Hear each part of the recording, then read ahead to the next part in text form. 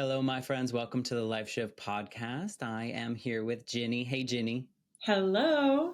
Those of you listening, you might recognize that voice because Ginny made a wonderful little hello to all of you to introduce her podcast and talk about coming on the show. So thank you for doing that. That was so much fun. It was my pleasure. And honestly, it was a good exercise for me to kind of take a step back after doing my podcast for almost a year and go, okay, what would I tell people that my podcast is about? And the good news is my audio engineer listened to it and he was like, that was a perfect wrap up of like what drinking with gin is all about. So it was good. It was a good thing for me to do. And it's there forever. So hopefully, people are going through the lists and they get to now hear your story, which is interesting because I think we connected because I was on an episode of Strong Sunflowers that you listened to. I don't even know how long ago that was. Months ago. And we had to reschedule because so we were scheduled months ago. I mean, I think it probably was a good 6 months ago because that was about when I met those girls and then I recorded on their show. Also, it hasn't come out yet. But yeah, that was a fun way to connect. Yeah, I knew one of them through this pandemic master's degree that I'm calling it at this point, in which this podcast was born in just a random elective that I took. And I decided that I was going to put my vulnerabilities out into the world. And little did I know that 90 plus episodes later, that I was going to be healing a little bit of that 8-year-old in me that I didn't know still needed some healing. So this has just been such a fantastic journey. And the more I go through this journey, I get to meet people like you because you listen to something and then you took the time to reach out and just mention that you listened to it. And then, and here we are recording. It's just a fascinating industry.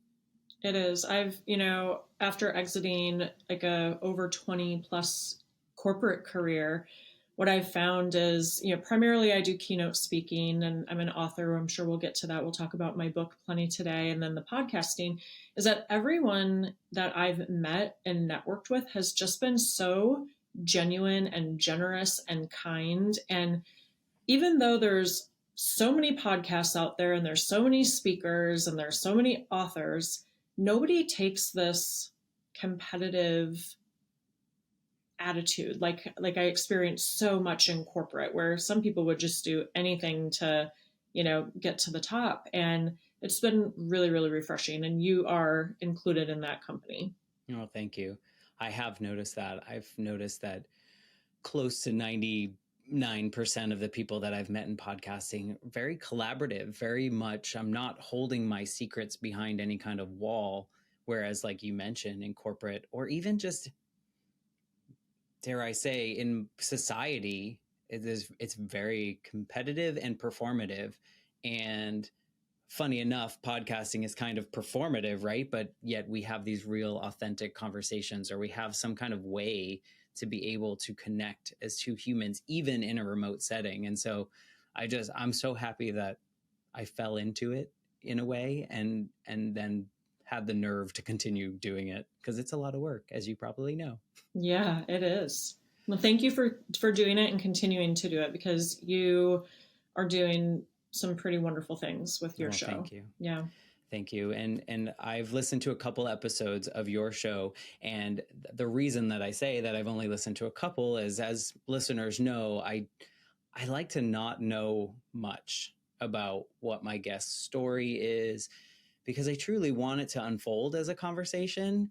And then you, sneaky, in the intake form, you were like, well, I'll just tell you when I get there.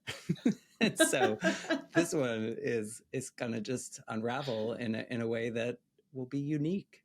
I love it. Well, great minds think alike. Do you do the same thing? I think that there's something to be said when you can have a real, raw, honest conversation with somebody live. And so I think that there's something to be said about having that reaction, in person. Like I recorded an episode, the one that comes out for my show tomorrow, and I knew this person, but I never heard her full story. And I like to be able to experience it as a listener, Yeah. as a fan of the show, and hear it together sometimes, or hear it together, almost like we are hearing it together. And sometimes I happen to know a little bit more about the story, and that's okay too, because you're going to hear different components or parts of it that you didn't know before. But whenever I guest on a show, I always listen to at least one, if not more, because I want to get to know the host and the audience and what your listeners, want to hear and kind of what you're all about. I think that's the respectful and professional thing to do. So, Yeah. and it also just, it gives you a little taste. Yeah. It is, before we get into your story, it's so nice because oftentimes I have I think fortune, I would say, I have professionals, quote unquote professionals, come on this show that typically they'll go on other shows. They have their bulleted list of talking points that they need to make sure they hit, and that's fine.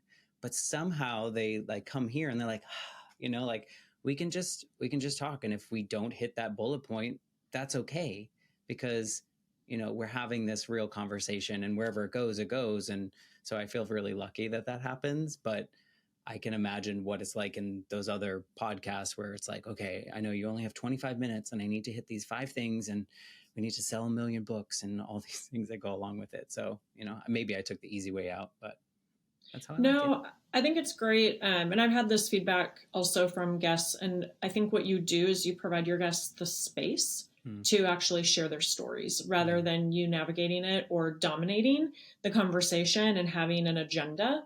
And I think that's what's great. That's what storytelling is all about. Yeah.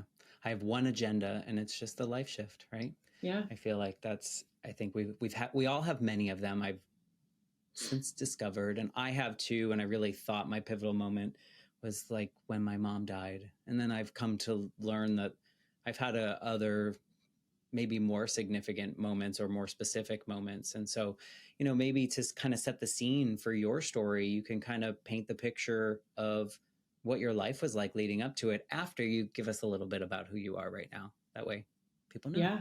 Well, I think I kind of alluded to already that I do keynote speaking. I am an author. My book is called You're My Favorite, and we'll get into a bunch of the juicy details that are in there. And this story is really what started it all and why I do what I do now. And I think that's why the shift for me is so important. And then I also like we already know, I have my podcast, Drinking with Gin, and then I also I'm a life coach. So that's kind of like what I do in life. What brings me joy in life is all of that. And also I love to travel. I have the most perfect Cavalier King Charles Spaniel. She's a redhead, and her name is Francine.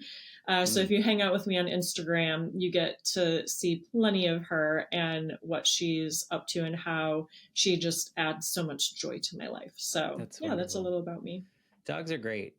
I was just talking about the routine that I have to go through to get my crazy old dogs to behave. One is fine. She'll sleep in anything. The other one, he needs a little bit. So Francine sounds like the perfect name for a perfect dog, Yeah, it's very fitting. People love when I'm walking her or bringing her somewhere and people see her. She travels with me. She's been on over 20 flights. Wow. And so people love her and they're like, what's her name? And I'm like, Francine. And everyone's like, oh, that is just the best name for her. Like it is fitting to a T. Yeah. She's living up to it. She is. Well, why don't you kind of paint the picture of what your life was like leading up to this moment, and then we can just go from there. Yeah. I think I'm going to do it twofold. So I want to start, actually, I'm going to start and paint the picture for you of the first chapter of my book. And you can read the first chapter for free on my website, which is ginnypriem.com. So then that just kind of gives you a taste. And then there's a link that you can just click and buy the book. Because after you read the first chapter, you're just going to want to buy the book. That was intentional. But basically, I am in this relationship with a man. He lives in my house with his 2 children. And they spend about 60% of their time with their mom and about 40% with us. And I'll get to the backstory in a second, but this is why I started my book this way, is because it was such a huge moment in my life. And we had just gotten back from this very elaborate, very expensive 10-day vacation to Italy, just the two of us. And then I had to turn around. I traveled a lot for my work. I traveled basically every week. I was flying somewhere. And I was in Birmingham, Alabama. And this is approximately Tuesday, November 13th, 2018. I'm coming back approximately. And I am coming home, and I had asked if Tuesday nights was not our regular night with the kids. We had them Thursday to Sunday morning. And we were going to Washington that weekend, Washington State, for my nephew's wedding. And my nephew and I have an incredible bond. I lived with them when I was like 12 and he was a baby. And so he and I just always had like this really special bond. We still do today. And so I was really excited to go to the wedding, but that meant that we would miss a full cycle with the kids and we wouldn't see them for 2 weeks. And I had never gone that long without seeing them, since I had met them.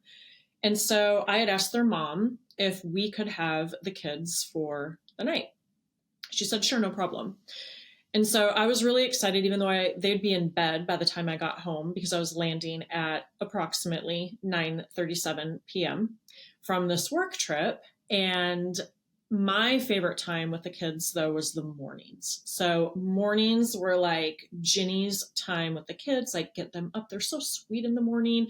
They're school age. I don't reveal their genders or their ages for their protection. I'm very, very protective of them. And so we'll just say they're school age at this point, and get them up, make them breakfast, get them to school. Like that was our jam. Like we loved our little routine of that. So I was excited to do that the following morning. Before then, we were getting ready to head to Washington. And I get a text message from a friend. And she says, hey, what time do you land tonight? 9:37 p.m. Great. Can you meet me for a cocktail? And I was like, all right, I love me some cocktails and I love me some wine. But we were not Tuesday night cocktail kind of friends. We would do coffee or workouts, but we'd never met for cocktails before. And especially not at 10 o'clock on a Tuesday night, like very abnormal. Anyone that knows me knows that 10 p.m. is like the middle of the night for me on a Tuesday. So very, very unusual. So all day I'm going into this because she's not giving me anything and my life's so great. I'm like, what is going on? So I'm like, I'm like, have all these thoughts going through my mind. Like, is there something with one of her family members? Like, all I keep thinking about all day is how am I going to show up and be a good friend? How am I going to show up and be a good friend to this person that needs to meet me urgently? Like, obviously something major is going on. So I walk into this restaurant just after 10 and they close at 11. So we've got limited time. And I walk in, it's pretty empty, and I see her, and I, walk over to the booth, and she's sobbing, she's shaking. She's got an empty cocktail. I ordered a big juicy glass of red wine because it's winter in Minneapolis, and she orders another cocktail. I don't know how many that is at that point. Clearly she had been there for a while. And we get the drinks, and I sit down in the booth, and I reach across the table for her arm, and I'm like, I have been worried about you all day. What is going on? And she says, this isn't about me. It's about you. It's actually about Chad, the guy that's at home sleeping in my bed. And the stack of papers was just a ton of evidence of lies, deception, betrayal. I had no idea who this person was that was living in my house.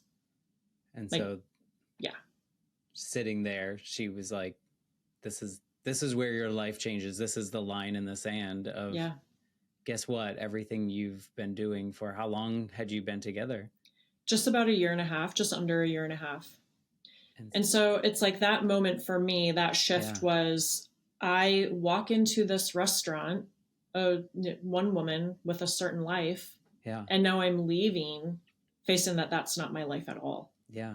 Plus you walked in ready to hold space for someone else and someone else's trauma or whatever it might be, and probably not prepared to hold your own trauma in a sense of, you know, the news that you got. Were you in like a state of disbelief, or are you someone that is like, give it to me, let's go, let's figure this out? Yeah, I was like, give it to me. Lay it, you know, that's actually how the first chapter ends, is she's like, do you want to hear it? And I said, yes, of course.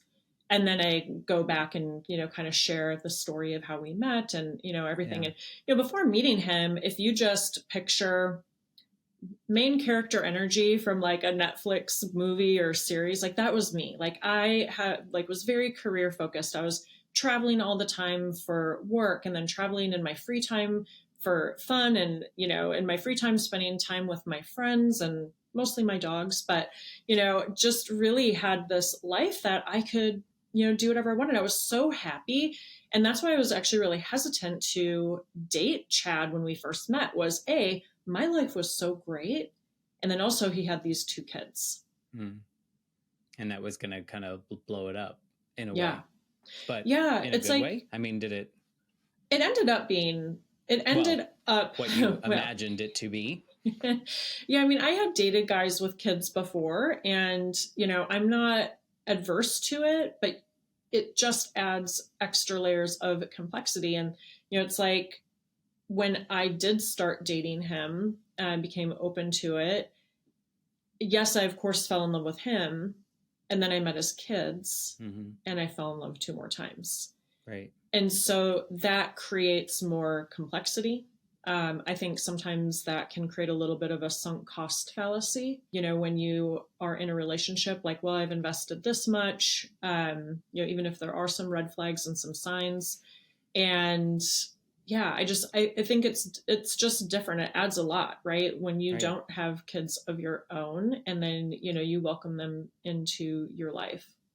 Yeah, but the way you were describing your life was kind of like, well, in the words you used, it felt very idyllic. It felt like you were traveling and you were working and you had this love for these kids and your relationship was seemingly fine, which would make me think if I walked into that restaurant, I would have a sense of like denial when someone brought that up. But you didn't. You said it was just like, let's go, let's figure out this thing. Or were you like, no way, this couldn't, life is good? Yeah, so at first, one of the dates that she gave me, I was like, oh no, I was home. We had just gotten back from Italy. And she was like, no, actually, I went back and I looked through our texts. I tried to fact check as much stuff as possible. She goes, I'm pretty sure you were in Orlando. Check your calendar. And I looked and I was like, oh yeah, you're right. So at first, I think I did kind of want to deny it. Yeah. And then once I was able to digest it, and, you know, I didn't say a lot. I didn't cry, which was really interesting. And she even commented on that. She's like, you're not crying. You must be in shock. How are you not more upset and like more emotional? And I was like, well, there were some red flags and there were some things that I hadn't shared with anyone except for one friend. And it was because I think part of the reason why I would share my doubts or insecurities or issues in the relationship with her is because she was such a big supporter and proponent of the relationship. She was there the day that we met. And I think I felt like, you know, she would help dismiss any issues that I might have been sensing or feeling. And that is kind of what happened. So some of the information that she told me, I feel like it kind of made a little bit of sense. And for me, I am very much a person that makes decisions based on information and data, right? Like I'm not generally a super emotional decision making person. And so for me, when I went home, I was very careful about what I shared with him. So I didn't give him very much information. I hardly gave him anything. And because I wanted to see how he responded and what I could get out of him almost, and see how he reacted and how he behaved. And when I first came home, he was very like patient and understanding and open to the conversation. And then I think as soon as he knew that he was not going to get out of this, the switch flipped. And he got angry. He got upset. He started to try to flip it back on me. And then basically what happened was, we talked for maybe 45 minutes. And then he was like, I know this is more important, but I need to get up in the morning for work. So I need to get some sleep. And he went and slept on the couch. I was very dismissive. And of course, like all night, I was just a wreck. I couldn't sleep. My adrenaline was just pumping overtime through my body. Like I say this all the time, like I literally was having to get up to pee like every 10 to 15 minutes just because my body, my whole system was completely dysregulated. Were you like trying to figure out things like puzzle piece, or was it more figure out plans on what's next? Which side were you in? I think I was still on the, how does everything line up? Yeah. I think I was trying to do that. And it's like, I couldn't do anything. It's the middle of the night. The kids are downstairs, sleeping in their beds. I am, who am I going to call? It's the middle of the night. And so I just kind of laid there and racked my brain. And then the next morning, remember, morning time with the kids was like my sacred time. I heard him wake them up at like 5:30 in the morning, completely inappropriately early, and then scuffle them out of the house. I think he took them to breakfast and then to school. And so when I woke up, this was another like kind of big shift moment. And there's a couple of these moments, like me sitting on the edge of the bed and having like these big moments happen in my life is really interesting. So I'm sitting on the edge of my bed, and so one of the pieces of information was that there was this girl that thought that she was his girlfriend, and she had given some dates that she was with him and some different hotels that she had spent with him. And his response when I brought her up was, she's crazy. The only thing I ever did to her was, wanted to stop dating her. And so that I'm also crazy, just for the record. Yeah. Naturally. Yeah, no. But that's the only defense that he has been able to come up with. So congrats. Yeah, I know. It's really creative. Really creative, Chad. Chad is not his real name, but he hates that name, so that's why I picked it. The little things sometimes. So anyway, this date and this hotel were not necessarily aligned, but for some reason, it was the date that I was in Orlando. And I can circle back to that moment too, because I think it's an important piece of the story in helping me turn into my most authentic, true version of myself that I am today. So I'm on the edge of the bed and I'm like, gosh, if I can, maybe this girl is crazy, but if I can, document and proof source one of the pieces of information in this, then it's probably all true.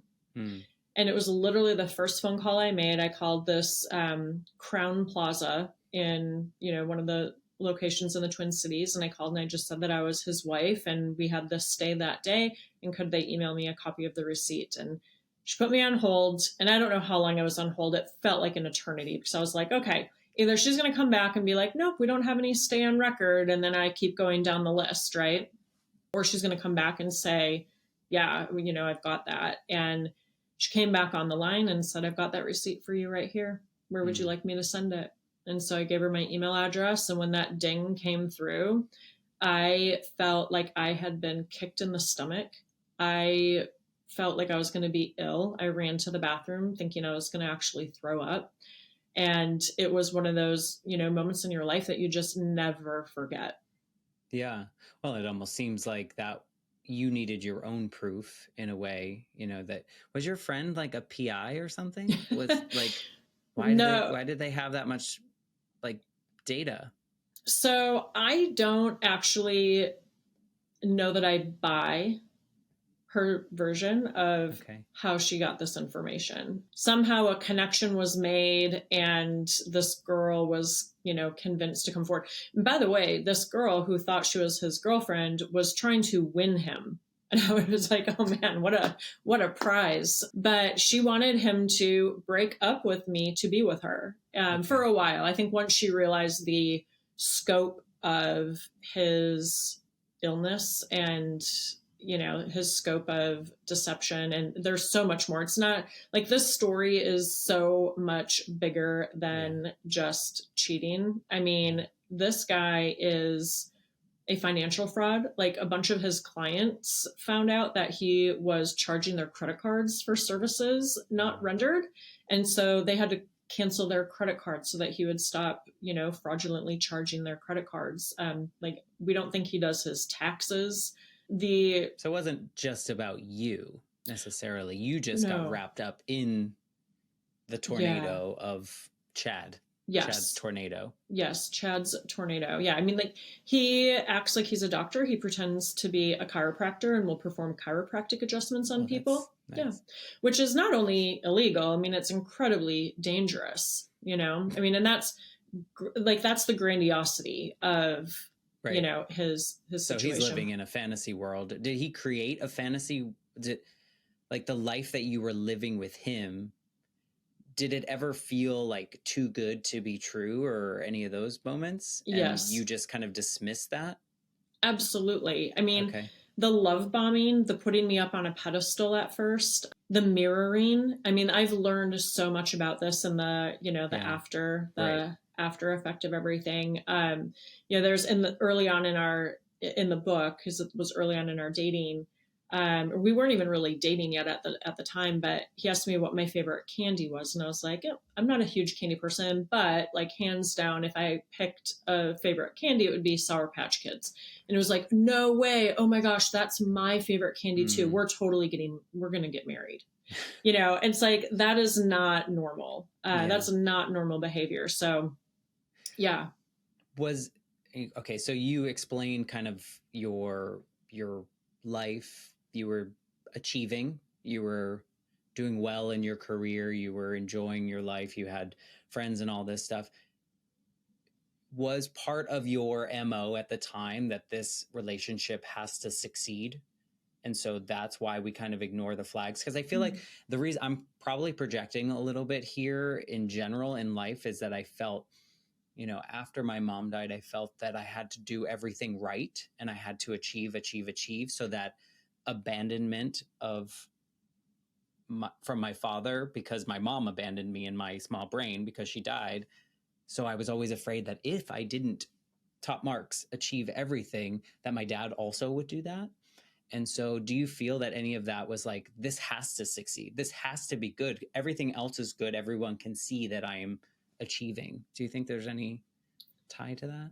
I can absolutely relate to the idea of perfectionism.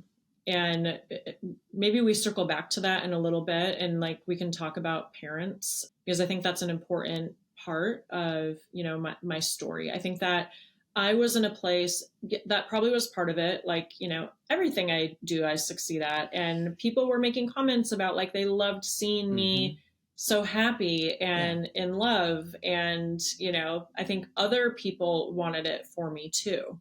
I also think that's a subconscious thing. I don't think that we do this on purpose as well, or I don't think I did. I think that was just how it had to be. Like, so it wasn't, I didn't ask this in a way that might feel insulting. If it did, I hope it didn't. Oh gosh, no, that doesn't feel insulting. No, like, I can relate to perfectionism. Let me tell you. Yes, absolutely. But also, like, society and growing up, that's all we see is the good things. We don't see necessarily the bad things. And if we see the bad things, they're in an extreme, right? There's something like, that could never happen to me, or I would never, And so I think we're also conditioned in a way that we're supposed to be good at everything. Well, I was especially conditioned just because of my family and the way that I grew up. And that was a lot of what I learned in the process. And I really appreciated how you brought up inner child and doing some inner child work and healing that, because that was also a big part of my healing journey. And I think if people haven't done that and tapped into their inner child, and doing that work of healing, I highly recommend it. Yeah. I mean, I didn't understand how much something that happened to me at 8 controlled what I was doing when I was 35. Mm-hmm. You know, like I just didn't get it. And I think you don't get it until you get it. You know, I think it's one of those things where you have to find it at the right time and you have to digest that. You have to be ready for it, I guess, just like anything else, just like therapy, just like leaving a relationship or accepting whatever, you know, like you have to be ready or you'll convince yourself otherwise. Absolutely. Yeah. What transpired from there? So I texted him a copy of the receipt. When you got the receipt. Yeah. And I said, just in case you misplaced your receipt, I've got a copy for you right here. I didn't hear from him for 9 hours. And then it was, I need to come get some stuff. And I had already decided that I was going to be taking back my space. And I was not going to let him back into my home because it was my home that they moved into. And he was furious when he showed up and I wouldn't let him in my house. I had his friend come in and we packed him some clothes or whatever. And then just through that whole situation, but he never communicated with me again, except for logistics. It was all logistics from there on out. Wow. And just from that, after that receipt? Yep. Wow. Purely logistics only. Because he knew that he had been seen without his mask. And then there's no going back from that for them or for him. And that weekend I had, on that Friday, so this was Wednesday morning when I got the receipt, sent that to him. Friday, I packed up all of his stuff and I had a couple of people help me. We put it all in the garage and he was trying to even control and manipulate when he came to my house to pick up the stuff. But we were supposed to be gone that weekend. I missed my nephew's wedding, which still just does not sit right with me. Luckily, he and his wife are so wonderful and gracious. Like, we have plans this weekend. They actually moved back here, or not back. They moved to Minneapolis last year, which has been so fun to have them here close by. But I knew that he didn't have plans because we were supposed to be around. Right. And he kept saying that the times that I gave him, which by the way, I was giving him like 4-hour blocks of time. And he was saying that they wouldn't work and that he needed to come on Thursday to pick everything up. And I just told him that I recommended that I was very, very firm. And I just told him that I suggested that he find time in the options that I was giving him, or I could arrange to have everything set out on the curb. That's the place that I was at with this guy. So yeah, he then miraculously figured out how to work, into the time. And when he showed up, he couldn't even look at me. Of course. He couldn't even look at me. Like, he never even... Because you saw the real him. Mm-hmm. Yeah. And that to me then showed like what a coward he really is. Yeah. Yeah. Stealing from everyone, whether that's money or love or anything. It's a big charade, it sounds like. Yeah. But there's probably a condition that he's been doing his whole life and learned that that's the way he felt good when he could do it. But he didn't even let down his mask. Someone else had to do it to expose that. Mm-hmm. Looking back though, do you see any spots? Oh yeah. I mean, there's moments. Absolutely. Yeah. When I came, okay. So I've mentioned the Orlando thing, right? Oh, yeah. Right when we got back from Italy, and everything makes sense now, right? Like, hindsight's 2020. Mm-hmm. It all makes sense, especially because of the journey that I've gone on since. But we had just gotten back. I had to turn around, go to Orlando for work. And I remember I was sitting on the edge of the bed at the JW Marriott in Orlando. I'm sorry. And it was terrible. Actually, it was terrible now, like, when I think about it, because I'm a very intuitive person. And I think for my whole life, I suppressed it. And now I'm very, very tuned into it. But I was sitting on the edge of the bed texting with him, and he was saying, yeah, I'm too sick to even be a dad tonight. And so he took his kids and ditched them at his ex-wife's sister's, who had 5 kids and an infant. So 6 kids, one of them an infant. And what's 2 more at that point? And he was saying, I don't feel well. I'm going to go to bed. And it was like 7:30. And I was like, even for 7:30. And then I texted him again and he never responded. And I was sitting on the edge of the bed and I just felt like this wave come crashing over me. Like something's wrong. Something isn't right.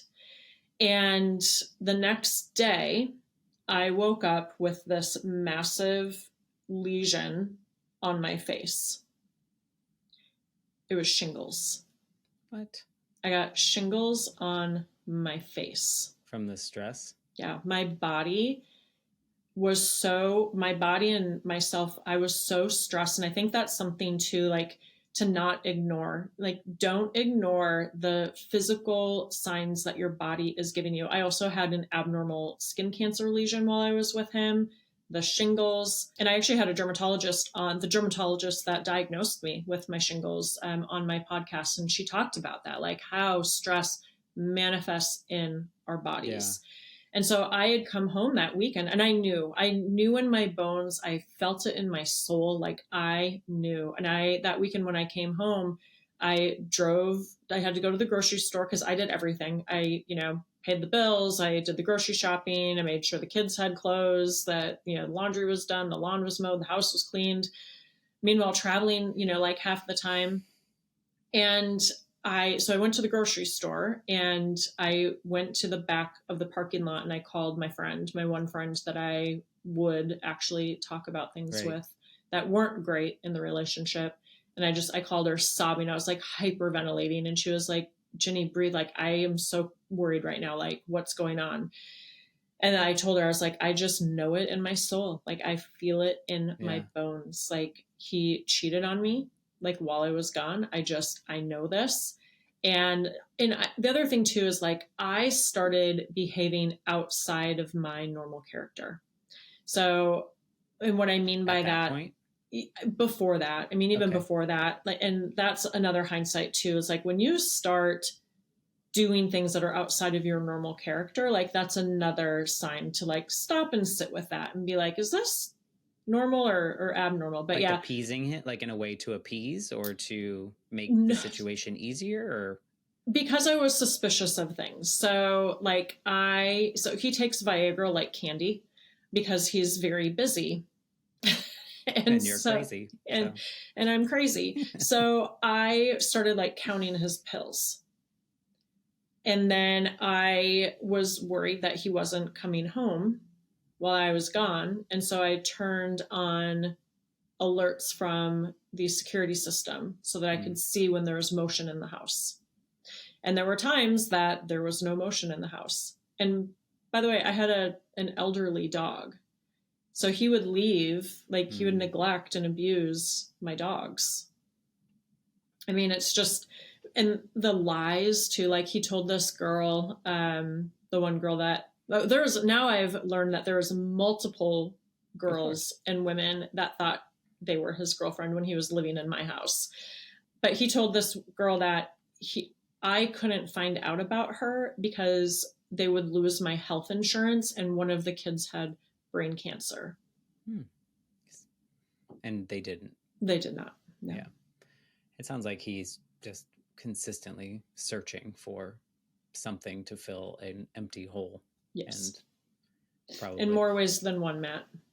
Well, I understand that. It's so weird that this thought came across my mind, and you almost feel bad saying it, is that's like, I almost feel bad for him in the sense of like, as a human, like to have to 100% search every minute of your life for the next high, if you will, or whatever it is that's like, and just never finding it. You almost feel bad for, well, you don't, but you almost feel bad for a human experience like that, because it's really sad in a way.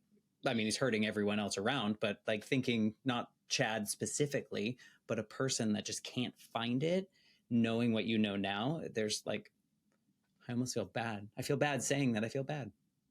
No, I've gone through moments where I've felt sorry for him, but I don't feel sorry for him and for what he's doing. I feel like I wish someone could smack him and be like, wake up. Like, look what you're doing to yourself, like, and everyone else, but look what you're doing to yourself. If you fix this, you'll probably fix all these other things. Yeah. Well, I think for me, what I really struggle with is the emotional and mental abuse and manipulation that I see him do to his children. Yeah. It's like, it's bad enough to do it to me and to all these other women and girls. And by the way, there are countless ones Oh, of I'm them. sure. So like right away, when my book came out last year, I started getting messages from women that came across my book, or they heard about it and they were like, hey, I'm also a survivor of the real life Chad. And this like trickled in, like slowly, consistently, like constantly. I was getting messages from women. And of course, when I put my book out, I hoped that I would shed light on the Chads of the world, but I had no idea how many women the Chad has actually affected. Yeah. And so a few months ago, this is kind of juicy. So a few months ago, there was a photo of him posted in this secret Facebook group that has over 33,000 members.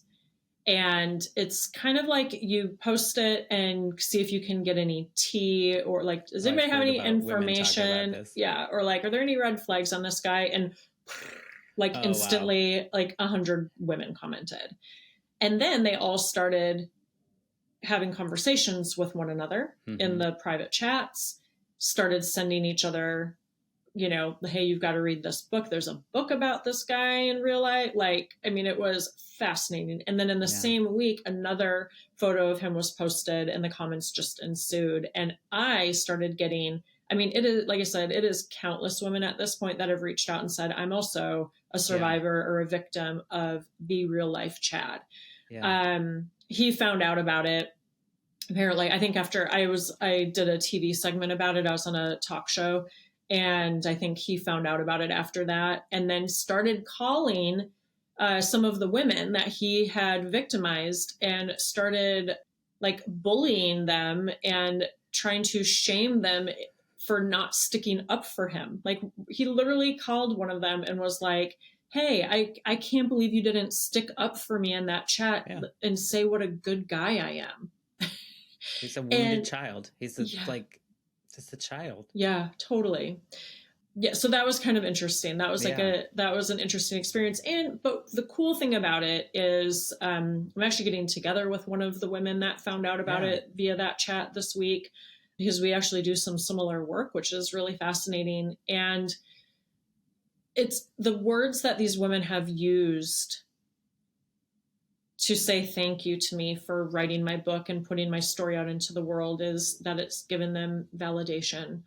It gave them clarity and closure. It made them feel like they weren't alone. It made them feel like they weren't crazy. It opened some of their eyes. Like one of the women had been dating him on and off for 8 years. And she had literally had plans with him like that Saturday when she found out about my book.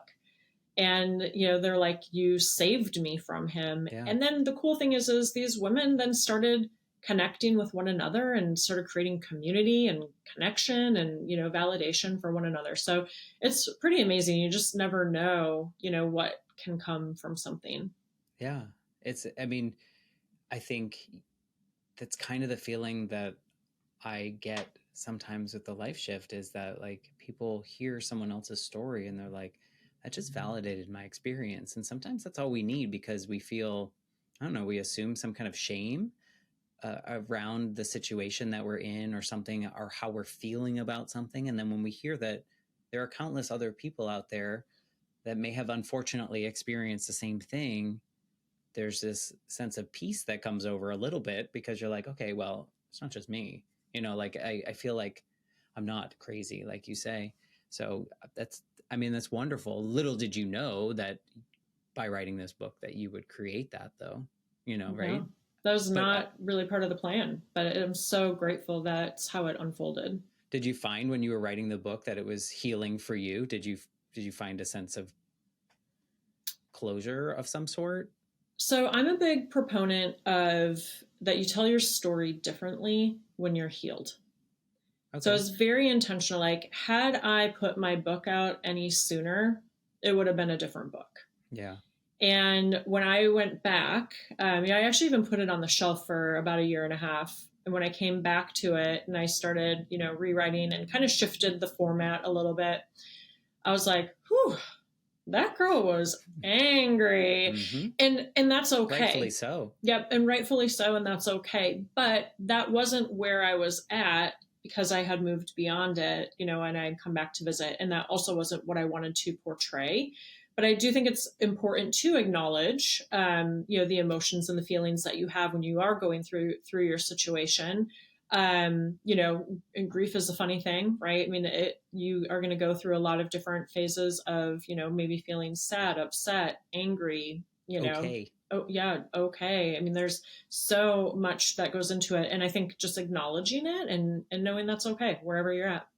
Yeah, well, and I think a lot of us are trained or not trained to lean into it. We kind of run away. Like we feel like grief has to be this, that, or the other. Someone taught us that you have to be sad all the time, or if you're happy, why are you happy? And I think stories like yours, people going on shows like yours, on shows like mine, and just putting like real life out there to see how everyone will process things differently, like you said, but there are still similarities and commonalities through the stories because, we're all human trying to do this same thing. Like we're trying to, well, some of us, maybe not Chad, but we're all trying to, like put good into the world and enrich our own lives through the relationships or the things that we experience. And so, I think that's a great point. And I love that you shelved the book. Yeah. Because I bet there was even more healing when you read it and realized that older version of you and then seeing how far you've come. Was that like a big awakening of like, wow, really have come a long way? Yeah, that was huge. And it's so funny. I actually forgot this. This is an important part of my story, I think.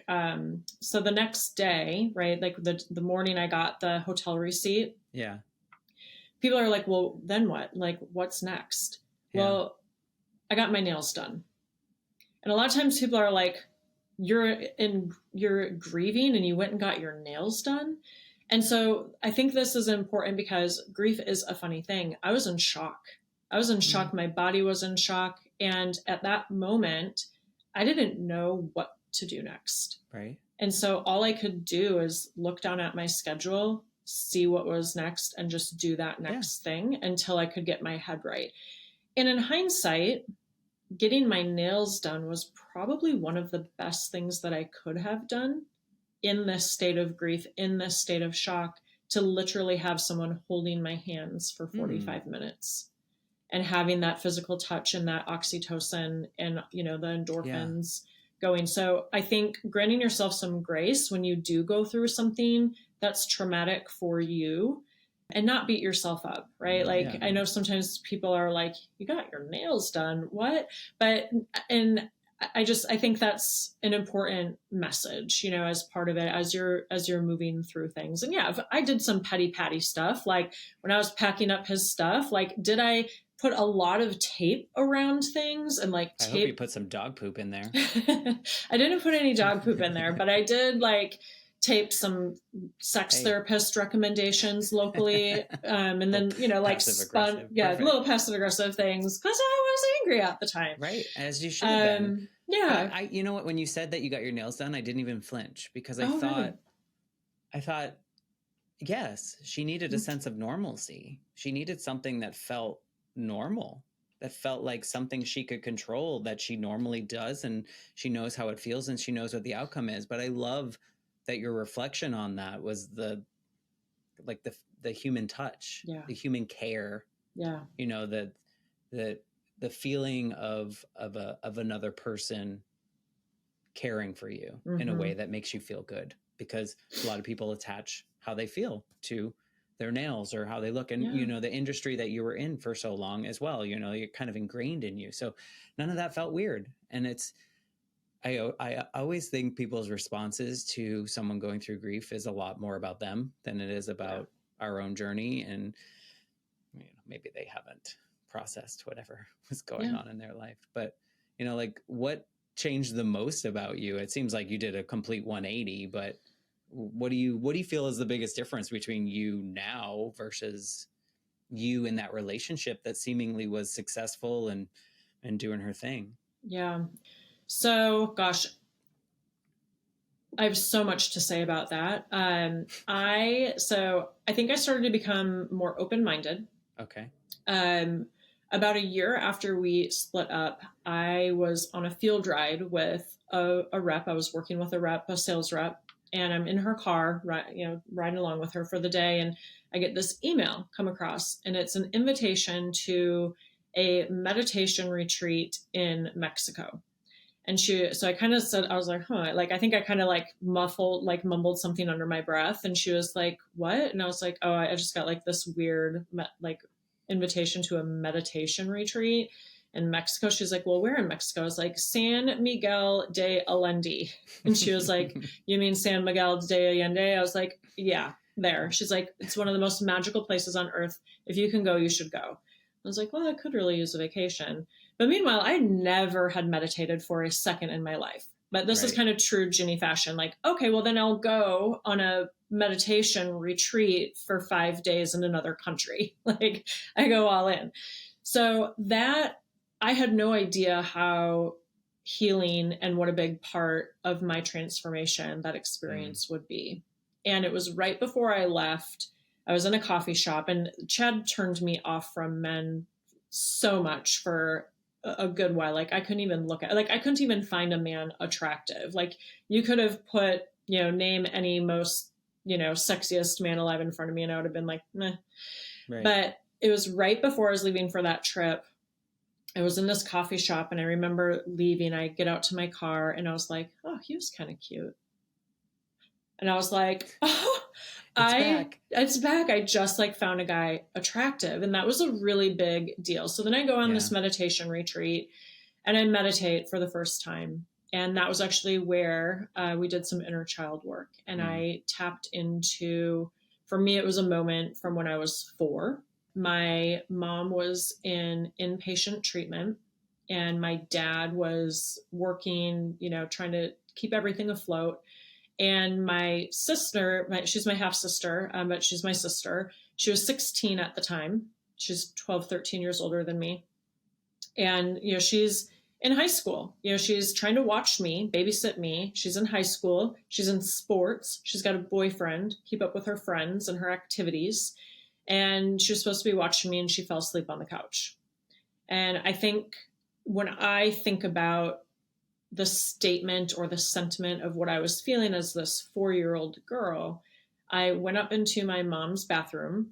And by the way, I was a really cute little girl. Like, I don't know what happened, but I had like these bright blue eyes, like ringlet curly hair. And there's always a lot, like, my mom would always talk about how people would stop her in the grocery store to comment on how cute I was. And so there's a lot of attention on my physical appearance as a little girl. So I went up to the bathroom, and I cut my hair. I cut the little ringlets off. And then when we went to go see my mom, to go visit her, she cried at my physical appearance being altered. That was her response. And I think for me at that time, at 4 years old, that's kind of when I became an adult. At 4 was sending that message, I can take care of myself. Yeah. Why do you think you cut your hair off? Did you dive into that? I think it was, I'm a big girl, and I can take care of myself. Oh, got it. I got this. Yeah. Got it. And so that was, I think, like everyone always said, I was an old soul. I grew up so fast. I was always so mature, and, like, it all really started to make sense. And I think that was a really big part of my healing process, and really understanding my relationship with my mom. It took me a long time to actually be able to talk about it. And incorporating meditation has made me more relaxed, less reactive. And so there's a whole lot that's gone into my healing journey. But I think I also, where my story is really rooted, and what I do talk a lot about on Drinking with Gin, is narcissist abuse recovery. And when I really came to understand my relationship with my mother and my brother, it really made me recognize and understand that I allowed Chad into my life because I was familiar with those behaviors. Yeah. That makes sense. And there's comfort in familiarity, even if it's not good. Oh, So 100. I've had to do a lot of work on shedding my false armor. I think people that knew me 5 years ago and before would have said, Ginny's really tough. I think people would have described me as aloof, stoic. Not, I think they would have. People have described me those ways. And now it's warm, vulnerable, open, approachable. Strangers tell me their stories and cry. I mean, it's a very different feel. And the other thing is, his kids we're still a big part of each other's lives. That's great. And I really think that I was brought into their lives because I was a child that received unconditional love from only one parent. And every kid deserves unconditional love from two parents. And I think that's a big part of the reason why I was brought into their lives, so that they have two parental figures. Their mother is incredible. Like the four of us, we had dinner last week, and it was because we had to reschedule, but we rescheduled because the kids wanted to see me. And like the fact that they still want to see me and have me in their lives. And I'm very conscientious now about the things that I say to them too, right? Because perfectionism it can be, not always, but it really can be a result of having a narcissistic parent, because nothing you ever do is good enough for them. And you're always trying to get their approval and their attention. And so I definitely can relate to that. That's why I said I kind of wanted to circle back to that. Yeah. But we do spring break together. Their mom and the two of them, so the four of us, like we call it our little modern family, and it's really been a blessing. That's been one of the best parts of the story, and it worked out. That part worked out exactly how it was supposed to. But I feel like I digressed a little bit there. That's okay. I mean, it's your story. I get stuck on thinking about that little girl who was a big girl, right? And she was able to take care of herself. And, the early part of your story really just explained that, and the successes you were having and the great trips you were going on and the life you were leading, everything out. Look, I can do it. I can do it, guys. Mom, look, I'm okay. And I think of so many people can relate to that. I think not just from a parent perspective, but I think there's a societal perspective on that we are conditioned to do those kind of things. But you know what? In my life, with the tragedies that I've faced, I look back on it and I say, I would not be this version of me had I not experienced all that. And I know you're like, that's the good part of this whole experience, but I think there's more good pieces from this not so great experience because of what you're doing and the lives that you're changing because of it. Your book and the community that's just springing up because of you, or being brave to just put your story out there. Because who knows what it would have done, right? I mean, you never know, but there is a sense of being brave to put a book out there of your personal story, and there's a vulnerability that I think a lot of people don't have and not ready to do it. So you are changing the world as a byproduct of a really shitty experience that you had to go through. Would you agree, or am I way off base? Thank you. And yes, I absolutely do agree. And I think that this is my purpose. And I wouldn't be here if I didn't go through this. And one of the things I say all the time is when you go through something really traumatic for you, change is inevitable. And some people change and they might get a chip on their shoulder, or they might shut down, or they might, there's a lot of different ways that you can change. But transformation is by conscious choice. And I really transformed. And post-traumatic growth is a real thing. I talk a lot about it. I've had experts, psychologists come on and talk about post-traumatic growth. And really the definition of that is finding new meaning or a new way of life from what you went through. And I mean, that's really the definition of what I did. I mean, I found a new meaning, a new way. I had to change my own community. I had to make some changes. And when I did it, it wasn't a lot. It was just a few people. But when I did that, what started to happen was my existing healthy relationships started to flourish. And then I opened up space for welcoming in new, warm, healthy, wonderful relationships with people that are genuine and generous and all of those, good descriptive things. And then being able to do this as my work now. I mean, yeah, that's great. It's really, really incredible. Yeah. I bet you couldn't have imagined that, returning from Italy and being like, what? She's going to write a book and she's going to go around speaking and have a podcast? No way. No. Yeah. What do you think that version of you would think seeing you now? Oh, I would hope that version of me would be proud. But honestly, I mean, because I had been I had been a person that had been abused by narcissists for my whole life. I had developed really unhealthy coping mechanisms. And you do become a little bit of the product of, or the byproduct of your environment. And so like things were really important to me, like materialistic things. And I think it's really fascinating and no wonder why I picked the aesthetics industry, I think it's interesting, and not that there's, and I'm grateful for that too, right? Like that was a great part of, my life too. Right. But just my priorities have changed, now it's so much more about experiences. I would say, relationships. And I think one of the big shifts that's changed for me too is actually getting to know myself, right? Yeah. Like part of what I coach is self-discovery and self-love.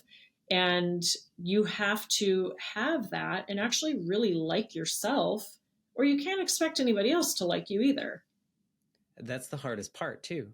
I think self-discovery and self-awareness and all those things, I think that's the hardest part of most people's journey, whether that's post-trauma, whether that's just you had a seemingly perfect life and you still don't understand who you are. I think that's the hardest part. People have a really hard time with being honest with themselves.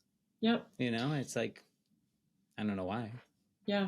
And I think too, for someone like Chad, he can't be alone with himself. And I'm like, well, if I was him, I wouldn't want to be alone with myself either. But meditation and sitting with yourself and really getting to know you. And that's one of the things that I really encourage the kids, right? Like they call me their bonus mama, which was coined by their mom, which I love. My favorite text message on my birthday this year was from one of them. It just said, "Happy birthday, B mama." And I was like, So I call them my bonus kids and whatever. So like one of the things that's really important when I was with them just last week is when they try new things. Like, so I think that's one of the things too, that's really ingrained in people that have had narcissistic abuse in their life is not trying new things, afraid of failing, really. And like, that's one of the things I see in them is they won't try new things because they only want to do things that they're the best at. Yep. And one of them went out for a new sport this year. And so I was asking all kinds of questions like, do you like it? Are you enjoying it? And then they started talking about how they took it up really quickly and they're really good and they got really good really fast. Maybe the best, got the best, the fastest they ever got. And I was like, but are you having fun?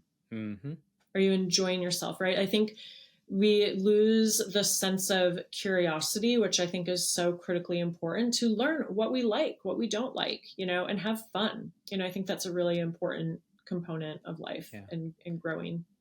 I agree.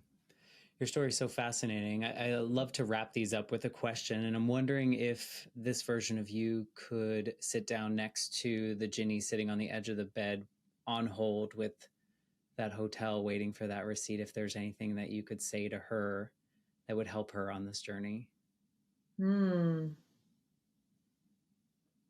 That's a really good question. I would love to be able to put some thought into answering that. Well, too bad. No, I'm just kidding.